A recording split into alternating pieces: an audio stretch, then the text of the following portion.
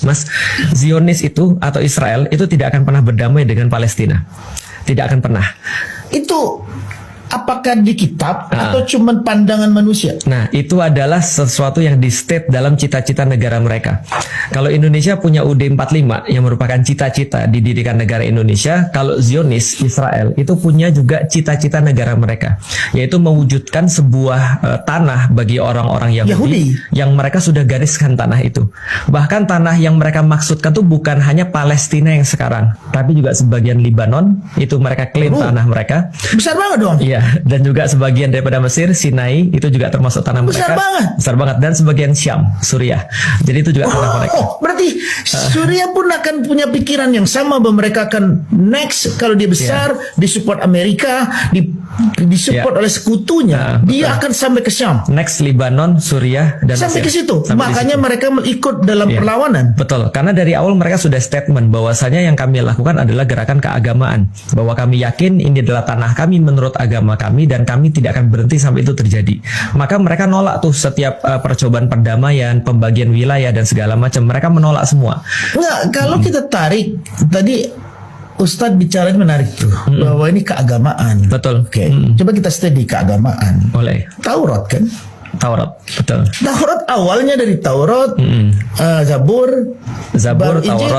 Zabur, Taurat, Injil, baru Al-Quran. Apakah di Zabur juga penjelasan ini ada?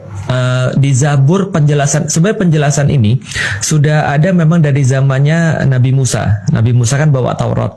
Setelah Nabi Musa kemudian membawa Bani Israel pindah ke tanah terjanji itu, lalu kemudian muncul nabi-nabi yang lain termasuk Daud yang bawa Zabur. Itu semua sudah tertulis memang bahwasanya itu adalah tanah mereka bagi urusan mereka tentunya. Tapi kan kita balik lagi kalau kita bicara tentang masalah fakta yang sekarang terjadi. Kalau misalnya kita lihat pada sejarah, semua sejarawan itu tergantung pada referensi yang dia gunakan. Kalau referensinya adalah Alkitab, ya pasti nanti akan berkata itu sudah tanah mereka dari awal. Tapi kalau referensi Al-Quran jelas berbeda lagi, karena sebenarnya nggak mau masuk adalah mereka.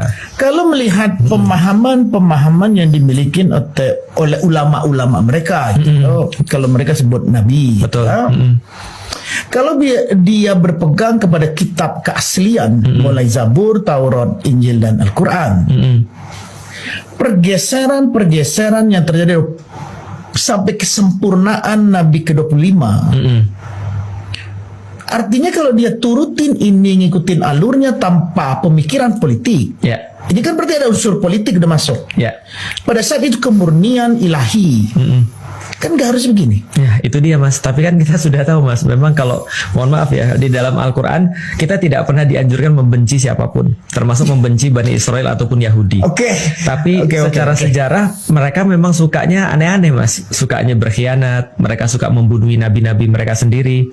Bahkan banyak yang tidak memahami atau melupakan fakta bahwa Yesus atau Isa itu justru dilaporkan kepada Romawi oleh pendeta-pendeta Yahudi, oleh rabi-rabi Yahudi. Ini kan adalah fakta di dalam kitab mereka juga. Walaupun sekali lagi kita tidak pernah memerintahkan untuk membenci siapapun, karena banyak fitnah Mas, Islam tuh membenci Yahudi. Enggak, kita nggak pernah meminta untuk membenci Yahudi. Bahkan Rasulullah itu punya istri orang Yahudi.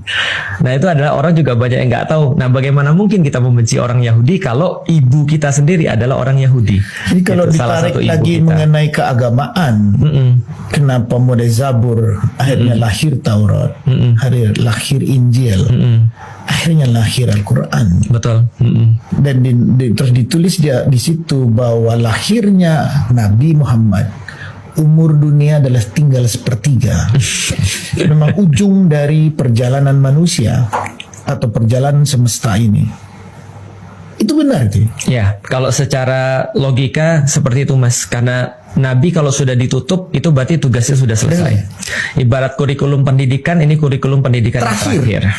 Artinya berarti sudah selesailah kemudian tugas para nabi di dunia, berarti peradaban sudah mau ditutup.